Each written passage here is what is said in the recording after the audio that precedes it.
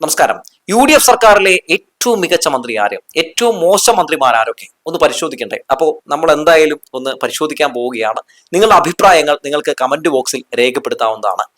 UDF സർക്കാരിലെ ഏറ്റവും മോശം മന്ത്രിമാരിൽ ആദ്യത്തേത് നമ്മുടെ കേരളത്തിന്റെ മുഖ്യമന്ത്രി VD സതീശൻ തന്നെയാണ്. എങ്ങനെയാണ് അദ്ദേഹം ഒരു മോശം മുഖ്യമന്ത്രിയായി മാറിയത് എന്ന കാര്യം പറഞ്ഞു പോകാം. പ്രതിപക്ഷ നേതാവായിരുന്ന സമയത്ത് അദ്ദേഹം പറഞ്ഞതിനൊക്കെ വിപരീതമായി മുഖ്യമന്ത്രിയായ ശേഷം പ്രവർത്തിക്കാൻ തുടങ്ങിയതോടുകൂടി തന്നെയാണ് അദ്ദേഹം ഏറ്റവും പരാജിതനായ, ഏറ്റവും മോശം മുഖ്യമന്ത്രിയായി മാറിയത്. നുണ പറയുന്ന ഒരു മുഖ്യമന്ത്രിയെ കേരളം കണ്ടത് VD സതീശനിലൂടെയാണ്. സഭയിൽ നുണ പറയുന്നു, പുറത്തു നുണ പറയുന്നു. അങ്ങനെ കഴിഞ്ഞ കാലങ്ങളിൽ പറഞ്ഞതിനൊക്കെ വിപരീതമായി പ്രവർത്തിക്കാൻ തുടങ്ങിയതോടുകൂടി തന്നെയാണ് മുഖ്യമന്ത്രി എന്ന് പറയുന്ന VD സതീശൻ ഏറ്റവും മോശം മുഖ്യമന്ത്രിയായി ഇടം പിടിച്ചത്.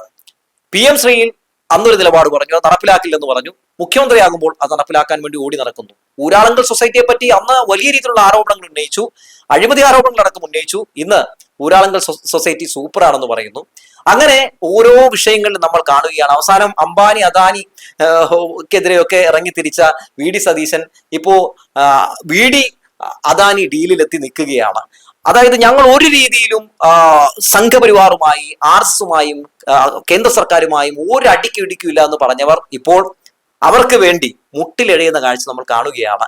നമ്മൾ കണ്ടതാണല്ലോ, ഈ നയപ്രഖ്യാപന വേളയിൽ പോലും ഒരു രീതിയിലും കേന്ദ്ര സർക്കാരിനെ വിമർശിക്കുന്ന സാഹചര്യം ഉണ്ടായിരുന്നില്ല. ഞങ്ങൾ എന്തിനാണ് കേന്ദ്രത്തെ വെറുതെ വിമർശിക്കുന്നത് എന്നാണ് VD സതീശൻ ചോദിച്ചത്.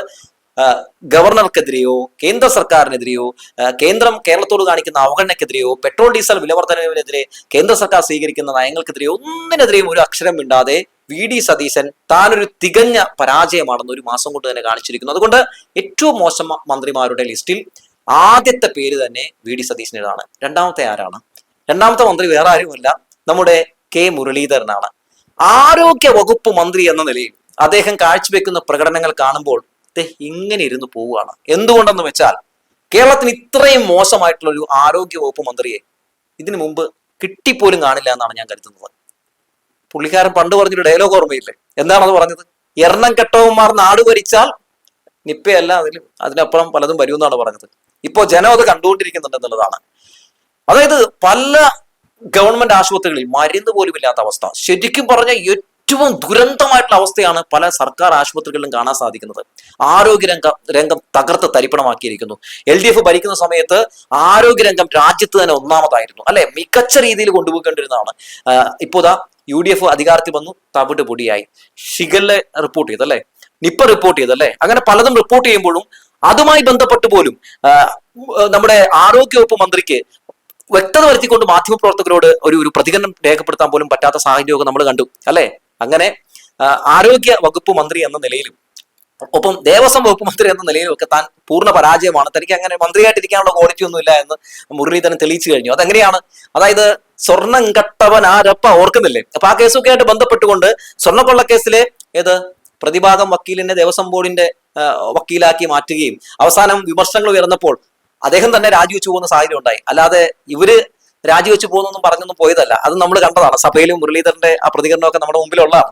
അപ്പോ അങ്ങനെ K മുരളീധരൻ മൊത്തത്തില് ഒരു വളരെ മോശം ഒരു മന്ത്രിയാണെന്ന്, ഒരു ആരോഗ്യ വകുപ്പ് മന്ത്രിയാണെന്ന് ചുരുങ്ങിയ ദിവസം കൊണ്ട് തന്നെ തെളിയിച്ചിരിക്കുകയാണ്. നിങ്ങൾ ഓർക്കുന്നില്ലേ, നമ്മുടെയൊക്കെ LDF സർക്കാരിന്റെയൊക്കെ കാലഘട്ടത്തിൽ മഴ പിടിക്കുമ്പോൾ തന്നെ ഒരു 100ഓളം പ്രാവശ്യം ആരോഗ്യവകുപ്പ് മന്ത്രി തന്നെ പല രീതിയിൽ തന്നെ ജാഗ്രത പുലർത്തണം, അല്ലെങ്കിൽ അത് ഇങ്ങനെയുള്ള കാര്യങ്ങൾ ചെയ്യണം, അങ്ങനെ ചെയ്യണം എന്നൊക്കെ പറഞ്ഞ് രംഗത്തേക്ക് ഒന്നൊക്കെ നമ്മൾ കണ്ടിട്ടുണ്ട്. ഇവിടെ ഒരു മുൻകരുതലും എടുക്കേണ്ട, ഒരു ജാഗ്രതയും പുലർത്തണ്ട. അതുമായി ബന്ധപ്പെട്ട് നമ്മുടെ ആരോഗ്യവകുപ്പ് മന്ത്രിക്ക് ഒന്നും പറയാനില്ല. എന്ത് ചോദിച്ചാലും ഈ സർക്കാർ ആകെ പറയുന്ന ഒരു കാര്യം എന്താണെന്നറിയും? പഠിച്ചിട്ട് പറയാം എന്ന് പഠിച്ചു തീരും ദൈവത്തിനറിയാം. ഇനി മൂന്നാമത്തെ പരാജിതനായിട്ടുള്ള ഏറ്റവും മോശം മന്ത്രി ആരാണെന്ന് ചോദിച്ചിട്ടുണ്ടെങ്കിൽ അത് വേറെ ആരുമല്ല, അത് ഗതാഗത വകുപ്പ് മന്ത്രിയായിട്ടുള്ള CP ജോണാണ്. ഇത്രയും ഒരു ദീർഘവീക്ഷണമില്ലാത്ത ഒരു മന്ത്രിയെ കണ്ടിട്ടില്ല എന്നുള്ളതാണ്. നോക്കൂ, KSRTCയിൽ ഇന്ദിരാ ഗ്യാരണ്ടി നടപ്പിലാക്കുന്നതിന്റെ ഭാഗമായിട്ട് ഓർഡിനറിയിൽ മാത്രം വനിതകൾക്ക് സൗജന്യ യാത്ര അനുവദിച്ചു. എല്ലാ ബസ്സിലും അനുവദിക്കുമെന്നാണ് പറഞ്ഞിരുന്നത്. അത് നടത്തിയില്ല, സ്ത്രീകളെ പറ്റിച്ചു, എന്താവട്ടെ. ഇതിൽ ഓർഡിനറിയിൽ മാത്രം ഇദ്ദേഹം അനുവദിച്ചു. ഇപ്പൊ എന്താണ് സംഭവിക്കുന്നത്? ഓർഡിനറി ബസ്സിൽ നിങ്ങളൊക്കെ കാണണം കേട്ടോ, സ്ത്രീകളെ കുത്തിക്കേറുകയാണ്. അതായത് 79 പേരൊക്കെ മാക്സിമം പോകാൻ പറ്റിയ ബസ്സിൽ 140 പേരൊക്കെ ഇങ്ങനെ തൂങ്ങി വലിഞ്ഞങ്ങ് പോവുകയാണ്. ഒരു വലിയ അപകടം ഉണ്ടാകാനുള്ള സാധ്യതയുണ്ട്. എന്നാൽ അത് കുറയ്ക്കാൻ വേണ്ടി കുറച്ച് ഓർഡിനറി ബസ്സുകൾ അധികമായിട്ട് അനുവദിക്കുന്ന സാഹചര്യം ഉണ്ടോ? ഇല്ല ഇല്ല. ഇനി മാത്രമല്ല, ഈ സൗജന്യ യാത്ര അനുവദിച്ചതോടുകൂടി തന്നെ സ്വകാര്യ ബസ് ഉടമകളൊക്കെ ആകെ പെട്ട അവസ്ഥയിലാണ്. ഗണേഷ് കുമാർ തോറ്റപ്പോ പായസവും പടക്കമൊക്കെ പൊട്ടിച്ച് ആഘോഷവരാണ്, അതെന്തോട്ടെ. അപ്പോ അവരാകെ പ്രതിസന്ധിയിലാണ്. ഈ സർക്കാർ CP ജോണൊക്കെ തിരിഞ്ഞു നോക്കുന്നുണ്ടോ? ഇല്ലേ ഇല്ല. അതായത് ഇവരുടെ ഈ ഒരു തകർച്ചയ്ക്ക് കാരണം ഈ വനിതകൾക്ക് സൗജന്യ യാത്ര അനുവദിച്ചതല്ല എന്നാണ് പറയുന്നത്. മാത്രമല്ല, ആ മേഖലയെ സംരക്ഷിക്കാൻ ഒന്നും ചെയ്യുന്നില്ല എന്നുള്ളതാണ്. ഇപ്പൊ തന്നെ ഈ വനിതകൾക്ക് ഇത്തരത്തിൽ സൗജന്യ യാത്ര അനുവദിക്കുന്നതുമായിട്ട് ബന്ധപ്പെട്ടുകൊണ്ട് 600 കോടിയോളം രൂപ സർക്കാർ കൊടുക്കുന്നുണ്ടല്ലോ. അതുപോലെ ഈ സ്വകാര്യ ബസ് ഉടമകൾക്കും കൊടുക്കുകയാണെങ്കിൽ ആ മേഖലയും പിടിച്ചെടുത്താൻ പറ്റും. അപ്പോ ഈ KSRTC മേഖല അടച്ചുപൂട്ടുന്ന ഒരു അവസ്ഥയിലേക്ക് മാറും. സ്വകാര്യ ബസ് ഉടമകളുടെ കാര്യവും തീരുമാനമാവും. അങ്ങനെ ഒരു രീതിയിൽ ഒരു ദീർഘവീക്ഷണമില്ലാത്ത രീതിയിലൊക്കെ കടന്നു പോവുകയാണ് നമ്മുടെ ഈ ഗതാഗത വകുപ്പ് എന്നുള്ളതാണ്. ആ മന്ത്രിക്ക് എന്ത് ചെയ്യണം എന്നുള്ള കാര്യം പോലും അദ്ദേഹത്തിന് തന്നെ അറിയില്ല. എന്ത് ചോദിച്ചാലും പഠിച്ചിട്ട് പറയാം എന്ന് തന്നെയാണ് ആ മന്ത്രിയും പലപ്പോഴും പറഞ്ഞ് നമ്മൾ കേട്ടിട്ടുള്ളത്. മോഡിഫിക്കേഷൻ ഞങ്ങൾ വന്നിട്ടുണ്ടെങ്കിൽ അത് വേറെ ലെവലാക്കും എന്ന് പറഞ്ഞു. വല്ലതും ആക്കുന്നുണ്ടോ? ഒന്നുമില്ല. അപ്പോ ഗതാഗത വകുപ്പ് മന്ത്രി എന്ന നിലയിൽ ഗണേഷ് കുമാറിന്റെ അടുത്ത് പോലും കൊണ്ടുപോയി കെട്ടാൻ എന്തായാലും പറ്റില്ലാത്ത ഒരു മന്ത്രിയാണ് CP ജോൺ എന്ന് ഒരു മാസം കൊണ്ട് തന്നെ അദ്ദേഹം തന്നെ തെളിയിച്ചിരിക്കുകയാണ്. പിന്നെ ആരാണ് അടുത്ത മോശം മന്ത്രി? അത് വേറെ ആരുമല്ല, ഷിബു ബേബി ജോൺ ആണ്. ഞങ്ങൾ വന്നു കഴിഞ്ഞാൽ ഈ വന്യജീവികളെയൊക്കെ ഇപ്പൊ ഞങ്ങൾക്ക് തീരുമാനമാക്കി തരും, പിന്നെ ഇവിടെ ഒരു മരണം ഉണ്ടാവില്ല എന്നൊക്കെ പറഞ്ഞ് ഇറങ്ങി തിരിച്ച ആളുകളായിരുന്നു കോൺഗ്രസ്സുകാർ. ഇപ്പോ ഇതുമായി ബന്ധപ്പെട്ട് വനം വകുപ്പ് മന്ത്രിയോട് ചോദിക്കുമ്പോൾ അദ്ദേഹം എന്താണ് പറയുന്നത് അറിയോ? സർക്കാർ മാറിയതേ ഇവിടെ ആനയൊന്നും അറിഞ്ഞിട്ടില്ല എന്നാണ് പറയുന്നത്. പിന്നെ ഞങ്ങളുടെ കയ്യിൽ പെട്ടെന്ന് ഇവരൊക്കെ ഓടിക്കാനുള്ള ഒന്നും ഞങ്ങളുടെ കയ്യിലില്ല, ഒരു പ്രത്യേകിച്ച് മന്ത്രവുമായോ ഒന്നും അറിയില്ല എന്നുള്ള രീതിയിലേക്കാണ് സംസാരിക്കുന്നത്. എന്തായാലും വനം വകുപ്പ് മന്ത്രി എന്ന നിലയിലോ അദ്ദേഹം പൂർണ്ണ പരാജയമാണെന്ന് പറയാതിരിക്കാൻ കഴിയില്ല. അവർ അധികാരത്തിൽ വന്ന ശേഷം എത്രയധികം മരണങ്ങളിലൂടെ സംഭവിച്ചു, എത്രയധികം. പക്ഷെ ഒരു വിഷയത്തിൽ പോലും നമ്മുടെ വനം വകുപ്പ് മന്ത്രിക്ക് സംതൃപ്തി നൽകുന്ന രീതിയിലുള്ള ഒരു പ്രതികരണം രേഖപ്പെടുത്താൻ കഴിഞ്ഞിട്ടില്ല. ഒളിച്ചോടുകയാണ്. പരിശോധിക്കാം, പഠിക്കാം, പരിശോധിക്കാം. ഈ പരിശോധിക്കുക എന്ന് പറയുന്ന വാക്കില്ലായിരുന്നെങ്കിൽ സത്യത്തിൽ ഈ സർക്കാർ നിലംപരിശായി പോകുമായിരുന്നു. പിന്നെ ആരാണ് അടുത്ത മോശം മന്ത്രി? KM ഷാജിയാണ്. PM ശ്രീ അറബിക്കടലിൽ ഒഴുക്കും എന്ന് പറഞ്ഞൊരു മനുഷ്യനാണ്. ഇപ്പൊ മൂപ്പരാണ് അത് നടപ്പിലാക്കാൻ വേണ്ടി മുൻപന്തിയിൽ നിൽക്കുന്നതെന്നാണ് എനിക്ക് തോന്നുന്നത്. അപ്പോ PM ശ്രീ നടപ്പിലാക്കാനായിട്ട് മുൻകൈ എടുത്തിരിക്കുന്ന നമ്മുടെ ലീഗിന്റെ നേതാവായിട്ടുള്ള KM ഷാജിയും ഒരു ലോക ദുരന്തമാണെന്ന് പറയാതിരിക്കാൻ പറ്റില്ല. മാത്രമല്ല, ഗവർണറുടെ ഇടപെടലുമായി ബന്ധപ്പെട്ട് VC-മാരെയൊക്കെ നിയമിക്കുന്നതുമായിട്ട് ബന്ധപ്പെട്ടുകൊണ്ട് മിണ്ടാതിരിക്കുന്ന, നിശബ്ദത പാലിക്കുന്ന റോജിയും മറ്റൊരു മോശം മന്ത്രിയാണ്.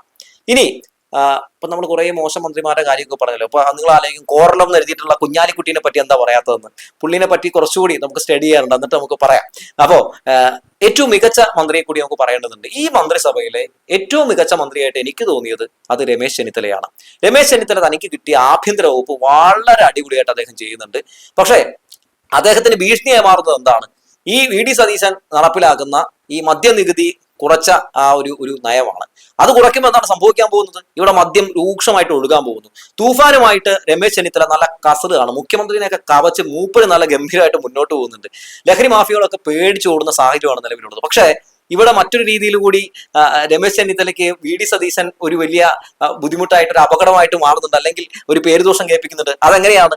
ഈ മദ്യത്തിന് നികുതി കുറയ്ക്കുമ്പോൾ സ്വാഭാവികമായിട്ട് ആൾക്കാർ എന്ത് പറയുന്നത്? ഈ സിന്തറ്റിക് ലഹരി കുറച്ചിട്ട് ഇവിടെ മദ്യം കൂടുതൽ ഒഴുക്കി മദ്യ വ്യവസായികളെ സഹായിക്കാൻ വേണ്ടിയുള്ള ഒരു നീക്കമാണോ UDF സർക്കാർ നടത്തുന്നത് എന്നൊരു ചോദ്യം പലപ്പോഴും ഈ ജനങ്ങൾ ചോദിക്കും. അങ്ങനെ ചോദിക്കുമ്പോൾ അത് രമേശ് ചെന്നിത്തലയ്ക്കും വലിയ ഭാരമായിട്ട് മാറും. എന്തായാലും രമേശ് ചെന്നിത്തല തന്റെ ആഭ്യന്തര വകുപ്പ് മന്ത്രി എന്ന നിലയിലുള്ള അദ്ദേഹത്തിന്റെ പെർഫോമൻസ് നല്ല രീതിയിൽ തന്നെ ഉയർത്തുന്ന കാഴ്ച നമ്മൾ കണ്ടുകൊണ്ടിരിക്കുകയാണ്. അത് ഗംഭീരമായി തന്നെ മുന്നോട്ട് പോകട്ടെ. അങ്ങനെ നല്ല രീതിയിൽ തന്നെ എല്ലാ മന്ത്രിമാരും മികച്ച പെർഫോമൻസ് കാഴ്ചവെക്കണമെന്നാണ് ഞാൻ പറയുകയുള്ളൂ. കാരണം ഇവരെല്ലാവരും നമ്മുടെ കൂടി മന്ത്രിമാരാണല്ലോ. അപ്പോൾ ഇവർ നല്ല രീതിയിൽ തന്നെ നോക്കിയില്ലെങ്കിൽ നമുക്ക് വിമർശിക്കാനുള്ള അധികാരമുണ്ട്. പക്ഷെ ഇവർ കുറച്ചുകൂടി പെർഫോമൻസ് ഒക്കെ വർദ്ധിപ്പിക്കേണ്ടതുണ്ട്. എനിക്ക് തോന്നുന്നത് ഇവരിപ്പോഴും ഭരണപക്ഷത്തു നിന്ന് ഭരണപക്ഷത്തേക്ക് എത്തിയതായിട്ട് അവർക്ക് ആ ഒരു ഫീൽ കിട്ടിയിട്ടില്ല എന്നുള്ളതാണ്. ഇവരിപ്പോഴും പ്രതിപക്ഷത്താണ് ഇരിക്കുന്നതെന്ന ഒരു തോന്നലാണ് അവർക്ക് ഉള്ളതെന്നാണ് എനിക്ക് തോന്നിയിട്ടുള്ളത്. ഇപ്പോഴും മുഖ്യമന്ത്രി പിണറായി വിജയനാണെന്നും ഇപ്പോഴും LDF തന്നെയാണ് കേരളം ഭരിക്കുന്നതെന്നൊക്കെയാണ് ഇവർ വിചാരിച്ചിരിക്കുന്നതെന്നാണ് എനിക്ക് പലപ്പോഴും ഇവരുടെ പ്രതികരണങ്ങളിൽ നിന്ന് മനസ്സിലായിട്ടുള്ളത്. എന്തായാലും നിങ്ങൾക്കും നിങ്ങളുടേതായിട്ടുള്ള അഭിപ്രായം കമന്റ് ബോക്സിൽ രേഖപ്പെടുത്താമെന്ന് പറഞ്ഞു വെച്ചുകൊണ്ട് നിർത്തട്ടെ.